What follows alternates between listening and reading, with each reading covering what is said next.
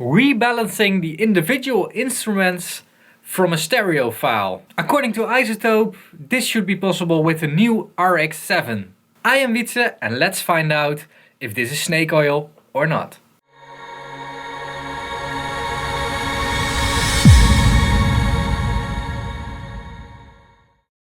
So a few weeks ago iZotope released their new RX7 bundle.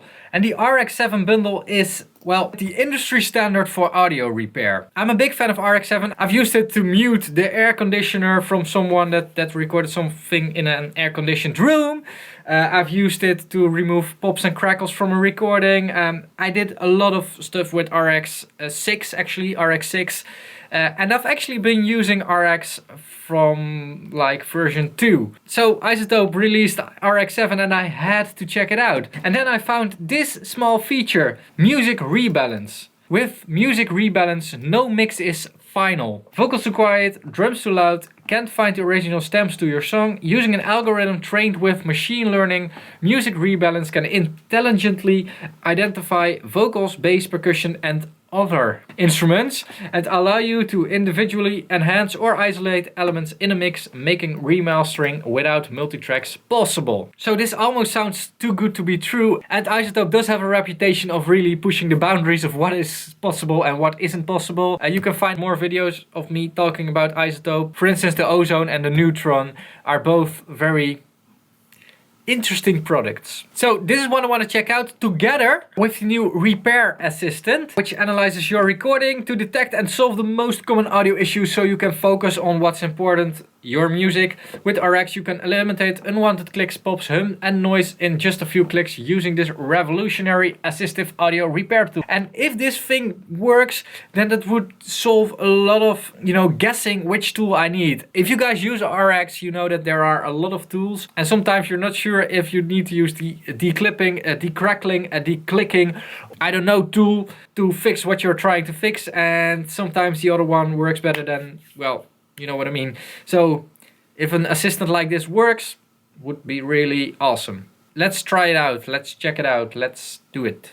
A few moments later. So this is RX7, the audio editor of RX7.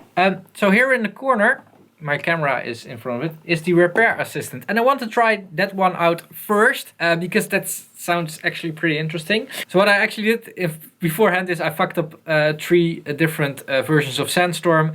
This one is clipping. So if you listen to this, sounds awful. And I want to check out if the Repair Assistant actually detects this. So let's do this. It's music, what we want to clean up. Analyzing for clipping, clicks, hum and noise. Okay.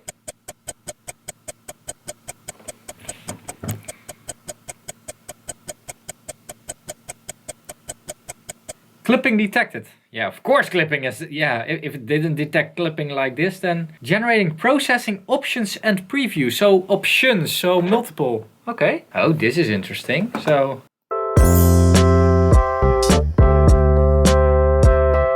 processing A is declipping.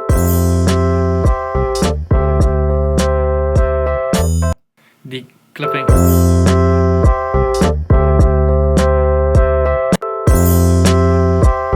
I think this one sounds the best.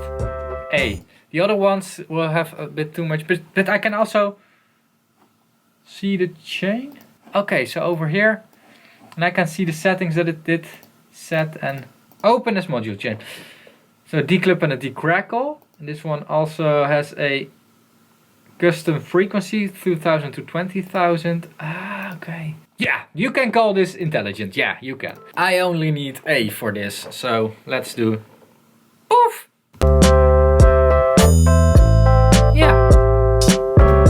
Yeah, you will always hear degrading, and that's you can polish it, but you can never really fix it. That's a thing with RX and with audio since the beginning. So another sample that I made is also pretty interesting.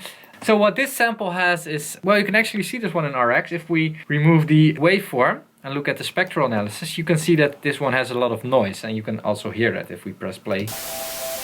Yeah, I put a lot of noise in it, so it should be really obvious to the plugin, but I'm really interested in seeing how it would do this, because if you use a spectral repairing for noise, you need to find the noise. I did leave the noise in at the end, but I hope that it will find the noise over there. Music, start analysis. So it should find noise. Pretty obvious noise, as far as I think. But let's see, maybe it will even find more. Who knows?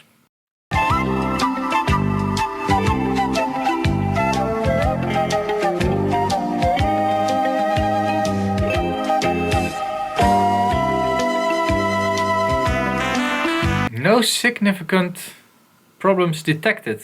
That's interesting because it's a lot of noise. Creating basic cleanup options? Not sure if I'm doing something wrong or... Now declare voice denoise and gain. Okay. Spectral denoise, yeah, but... Spectral denoise, what is that thing? That's not the noise spectrum that I'm using. So, this one? Yeah. Alright, so the repair assistant does need some work because the noise is so obvious in this one. Yeah, if it doesn't detect this, I don't know what it will.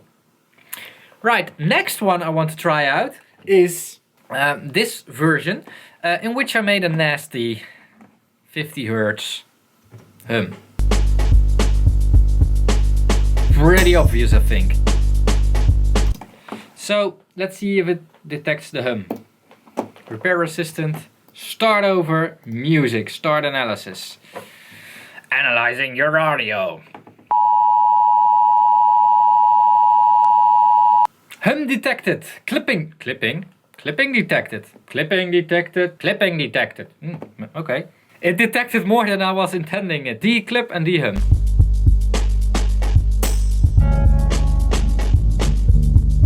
Nope. Nope.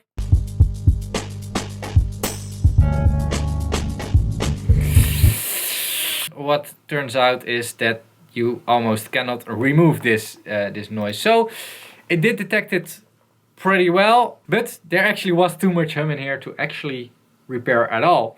I did make it pretty obvious, these 3 examples, so that I wouldn't get the comments from you guys like, you didn't make it obvious enough, and that's why the repair assistant didn't see it. That's not an actual representation of my viewers, actually. 2 out of 3, which is a pretty good score, but still needs some work on the noise side, that assistant.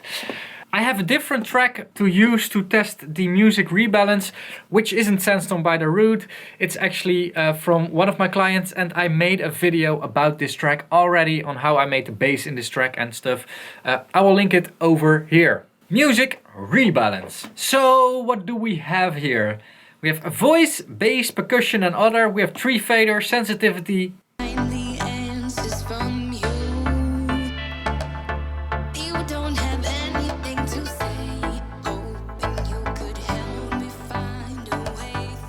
Oh, that was better than I was expecting actually. Doesn't detect the vocoder, of course.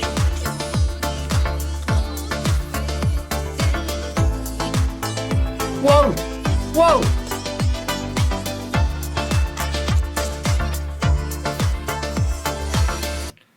And this is with reduced quality, as you guys could see. So that's interesting. That's not bad. Whoa! So I can actually make an instrumental out of this. Can I also like turn up the vocal, like +7 or something?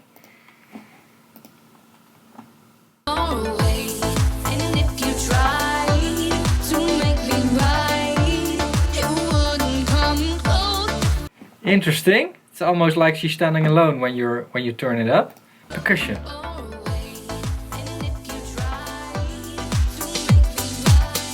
Oh, it also sees the kick as percussion, of course. Let's not drive it in the red, because otherwise I get caught you in the red lighting and red lights, and red lights aren't good. Okay. It's also and remove the percussion.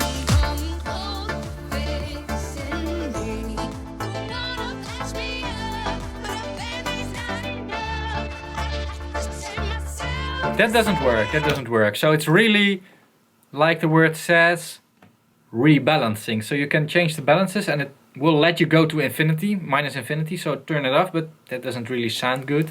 Which is logical, of course, because there isn't any information to do that with. It's only a stereo file. Bass. So my awesome bass, can I also turn that one up? Like that? I don't know.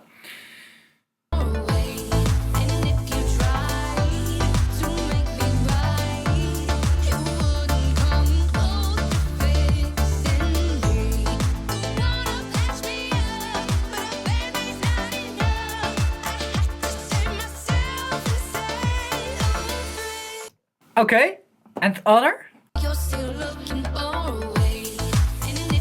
This is actually, I think, everything that isn't voice, bass and percussion.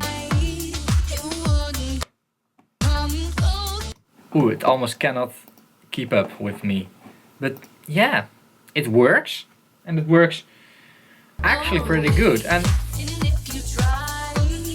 I did choose this track on purpose because, you know, running an acoustic track through it will make it even easier for this thing. And this is like a more clogged up track with a lot of synthesizers around it and a lot of uncasual, unnormal instruments in it.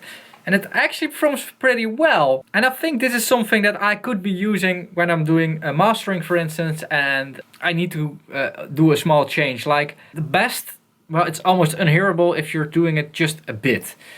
If you go to extremes, however, you can clearly hear that you are doing something. Another thing that I see coming with this music rebalance plugin is people making their own acapellas, which is going to happen, of course, or making their own instrumentals. So yeah, and this is actually the first version, and I think that iZotope will continue programming and engineering and developing this stuff. So that would be pretty interesting to see where this thing will stand in a few years from now. I think that it will be able to remove instruments and even more instruments than just these three things from the music. So, is RX7 snake oil? Well, of course not, but you guys saw that coming, and I'm an RX user since the beginning. There are a few reasons why I'm using RX. I'm not paid to say this, by the way. It's got a really easy to use user interface. It doesn't matter if you're using the standalone software or the plugin or the RTES plugin, which is a offline plugin in Pro Tools. It doesn't really matter which one you use. It's just easy to use and it just sounds amazing. And I've learned studio engineering together with RX2 version 2 actually. And there's still a system in this building that is still running that original RX2 version. So of course, it's not snake oil, and new developments in RX7 are pretty interesting. So go and check out RX7 yourself. I'm pretty excited about it. And yeah, I'm just going from RX6 to RX7. Thanks a lot for watching this video. If you liked it, let me know with a thumbs up. If you have ideas for future snake oil videos, let me know it in the comments below. And in return for pledging more than $1 a month, you will get early access to my videos. If you pledge $2, you will have priority answer to your questions in my upcoming Q&A videos. So check out Patreon over here. And if you don't want to check out Patreon, but want to check out more of my channel, there's another video of me linked over here. Don't forget to subscribe. Thanks a lot for watching, and I'll see you guys again in the next video. Bye bye.